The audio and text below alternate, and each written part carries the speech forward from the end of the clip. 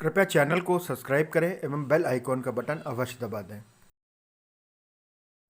नमस्कार दोस्तों, सबसे पहले तो सभी देशवासियों को 70वें गणतंत्र दिवस की हार्दिक शुभकामनाएं और बधाई। आज देश दुनिया में गणतंत्र दिवस का रिपब्लिक डे का त्यौहार हर्षोल्लास से मनाया जा रहा है। राष्ट्रपति श्री रामनाथ कोविंद, नरेंद्र मोदी जी राजपथ पर परेड का उन्होंने आनंद लिया और उसी तर्ज पर लखनऊ में विधानसभा के सामने राज्यपाल श्री राम नाईक जी एवं मुख्यमंत्री योगी आदित्यनाथ जी ने परेड को देखा। पर अगर किसी ने नहीं देखा तो इस इको गार्डन में, इस धरना स्थल में, जहां पर गणतंत्र दिवस पर स्वतंत्रता मांग रहे शिक्षा मित्र, आज इन्होंने झंडारोहण के प्रोग्राम का आयोजन किया। बहुत सुंदर तरीके से इन्होंने सजाया, सीमित साधनों में ये झंडा यहाँ फहराया गया। अध्यक्ष उमा देवी जी के साथ में सभी शिक्षा मित्रों ने सभी स्वतंत्रता सेनानियों को याद करते हुए 70वें गणतंत्र दिवस पर एक दूसरे को बधाई दी और गणतंत्र दिवस पर इन सब शिक्षा मित्रों की आस, इनकी नज़रें केवल अगर देखती रहीं तो स्वतंत्रता की ओर देखती रहीं। आज 258 दिन इनके धरने प्रदर्शन को हो चुके हैं और महाधरने का ऐलान भी 18 जनवरी से हो गया था। उसके बाद भी आज कितने दिन बीत चुके हैं। मंत्री अनुपमा जायसवाल से बात करने के बाद भी आज तक कोई हल निकलता दिखाई नहीं दिया है। कल भारी बारिश लखनऊ में थी, जो हमने आपको दिखाया था किस प्रकार से ये भीगते हुए शिक्षा मित्र अपने टेंट के नीचे, तंबू के नीचे ऐसे ही बैठ करके ठंड में ठिठुरते रहे, लेकिन धरना प्रदर्शन इन्होंने करना बंद नहीं किया। क्योंकि ये एक शिक्षक है, इसलिए शिक्षक की मर्यादा को, शिक्षक की गरिमा को ध्यान में रखते हुए आज यहाँ धरना स्थल इको गार्डन पे अध्यक्ष उमा देवी ने इतनी सुंदर सजावट करने के साथ साथ 70वां गणतंत्र दिवस मनाया, झंडा फहराया। और देखते हैं उमा देवी जी गणतंत्र दिवस पर क्या संदेश दें। भारत माता की जय, भारत माता की जय, 26 जनवरी जिंदाबाद, 26 जनवरी जिंदाबाद, 26 जनवरी जिंदाबाद, महात्मा गांधी अमर रहे, महात्मा गांधी अमर रहे, नेताजी सुभाष चंद्र बोस अमर रहे, नेताजी सुभाष चंद्र बोस अमर रहे, सरदार भगत सिंह अमर रहे, सरदार भगत सिंह अमर रहे, सरदार भगत सिंह अमर रहे, चंद्रशेखर आजाद अमर रहे, चंद्रशेखर आजाद अमर रहे, उमा दीदी जिंदाबाद, उमा दीदी जिंदाबाद, उमा दीदी जिंदाबाद, उमा दीदी संघर्ष करो, हम तुम्हारे साथ हैं, उमा दीदी संघर्ष करो, हम तुम्हारे साथ हैं, उमा दीदी संघर्ष करो, हम तुम्हारे साथ हैं, हमारी मांगें पूरी हो, चाहे जो मजबूरी हो, हमारी मांगें पूरी हो, चाहे जो मजबूरी हो, आवाज दो, आवाज दो, शिक्षा में जिंदाबाद, शिक्षा में एकता जिंदाबाद, जिंदाबाद, शिक्षा में एकता जिंदाबाद, जिंदाबाद, शिक्षा मित्रों के सम्मान में, मैदान में, शिक्षा मित्रों के सम्मान में, शिक्षा मित्रों के सम्मान में, शिक्षा मित्रों के सम्मान में, जो अधिकार दिलाएगा, जो अधिकार दिलाएगा, वो सरकार चलाएगा, जो अधिकार दिलाएगा, वो सरकार चलाएगा, जो अधिकार दिलाएगा, वो सरकार चलाएगा। इको गार्डन के इस धरा पर 257वां दिवस कल था। आज कौन सा दिवस है? 58वां दिवस। मैं उमा देवी इस गणतंत्र दिवस की बेला पर, गणतंत्र दिवस का दिन है 70, जो सारी गुलामियों को तोड़ते हुए भारत देश आजाद हुआ।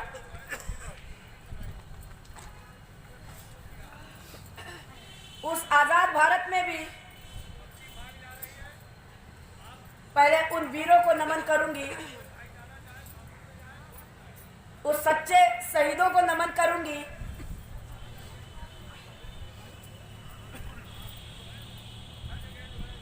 कारगिल युद्ध में शहीद हुए सारे सच्चे वीर योद्धा, एयरफोर्स, आर्मी, नेवी बंधुओं को नमन करूंगी और मेरे परिवार से शहीद हुए वीर भगत सिंह, झांसी की रानी को भी नमन करूंगी। इस बेला पर जिस जगह पर हम आप खड़े हैं, ये जगह धरना स्थल घोषित किया गया है। धरना स्थल जहां पूरी जनता शासन के खिलाफ अपनी आवाज उठाती है और शासन उसकी बातों की फरियाद को सुनती है। इस इको गार्डन में हमें 258 दिवस पूरे हो चुके हैं। 15 अगस्त भी मैंने यही मनाया, आज 26 जनवरी भी मैं यही मना रही हूँ, क्योंकि मैं 1,72,000 परिवार की रोटी लेने यहाँ आई थी और बीजेपी सरकार के समक्ष अपने भाई बहनों के दर्द को मैं रखने आई थी। वह दर्द कई बार सामने प्रस्तुत हुआ, लेकिन रिजल्ट विकल्प के रूप में ही आया, 0। स्वतंत्रता सेनानी लड़े इस भाव में, भारत को आजाद कराने में उनकी कई पीढ़ियां आज भी खड़ी हैं भारत के देश में। उनके पूर्वजों को स्वतंत्रता सेनानी की टाइटल मिली थी। मैं गौरव महसूस करती हूँ ऐसे परिवार को, जिन्होंने लड़ाइयों में अपनी अहम भूमिका निभाई, जिन्होंने अपने कर्मठता, कर्तव्यनिष्ठता और अपनी जिम्मेदारी को समझा और अपने हक हुकूक की लड़ाई के लिए मैदान में उतर गए। यदि वो मैदान में न उतरे होते तो क्या अंग्रेज भारत को छोड़ते? कभी नहीं छोड़ते। ठीक वही चीज आज हम अपने देश में, अपनी शासन में बैठी हुई, सत्ता में बैठे हुए लोगों में करते हैं।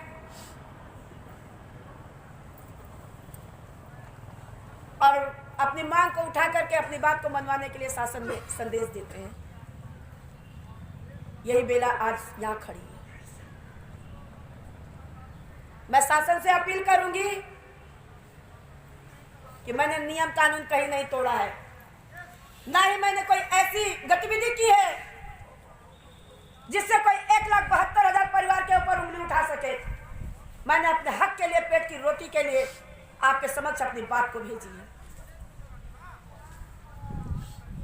यदि आप पहले चिंतन मनन कर लिए होते तो शायद ये शिक्षा मित्र परिवार आज इको गार्डन में ना होता। आपने वो फहरिस्त दोहरवाई हमसे, जब काले पानी की सजा अंग्रेजों को दी जाती थी तो उनसे उसके बदले में काम लिया जाता था गौरव द्वारा। आपने हमें उस भाव में रखा, स्वतंत्र होते हुए भी परतंत्रता की बेड़ियों में बांध के रखा। अपनी शासन को चलाने के लिए शिक्षा मित्र परिवार को मौत के मुंह में आपने भेज दिया। आज भी शिक्षा मित्र परिवार दर दर की ठोकरें खा रहा है,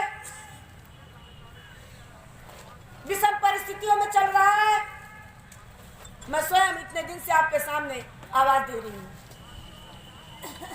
पूरे भारत देश और विश्व के वासियों से अपील करूंगी कि कभी भी पेट की रोटी के लिए किसी परिवार को न तड़पाइएगा,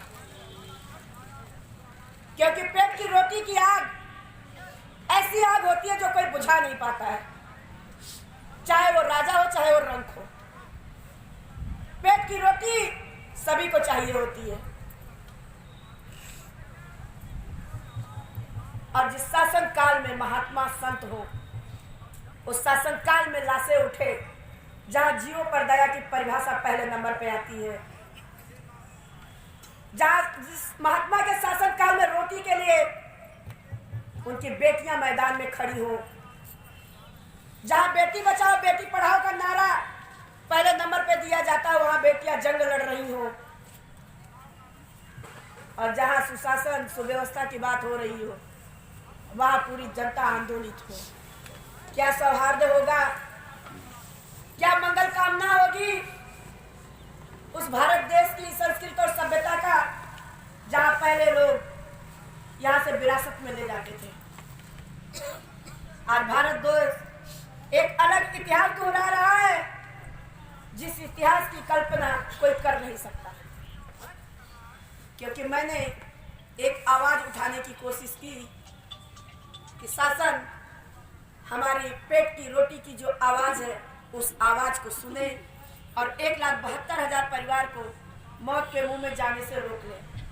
और मुझे कई ऐसी फेहरिस्त का सामना करना पड़ा, कई ऐसी चुनौतियों का सामना करना पड़ा, कई ऐसी विषम नीतियों का सामना करना पड़ा और कई ऐसे दंश मुझे झेलने पड़े, जिसको मैं कहूंगी कि हे ईश्वर, वो दिन कभी किसी को न देना। फिर भी मैं 1,72,000 परिवार के लिए मैदान में डटी थी, डटी हूं और आगे डटी रहूंगी।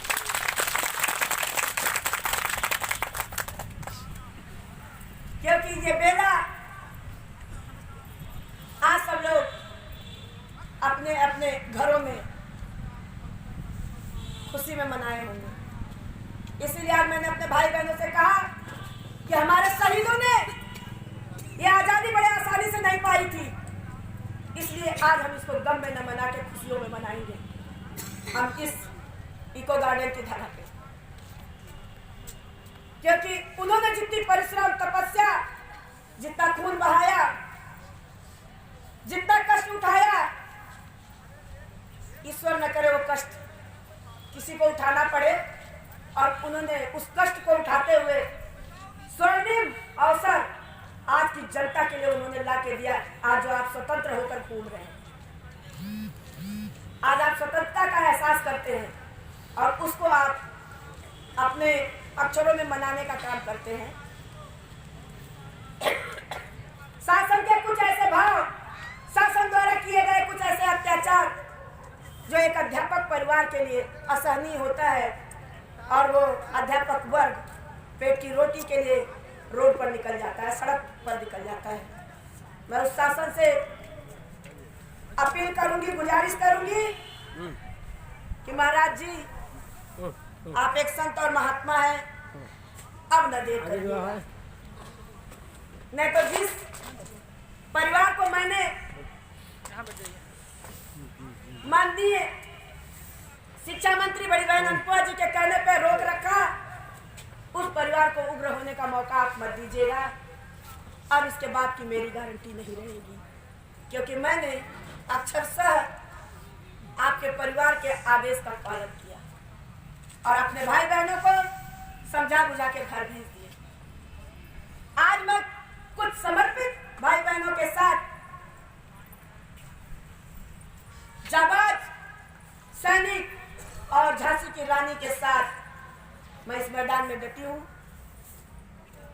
आप सम्मान जितना जल्दी हो उतना जल्दी लौटाने का काम करिए। जब आप हमारा सम्मान लौटाएंगे, जो मैं वचन दी हूं, जो वादे की हूं, आप हमारा सम्मान करेंगे और हम आपका सम्मान करेंगे।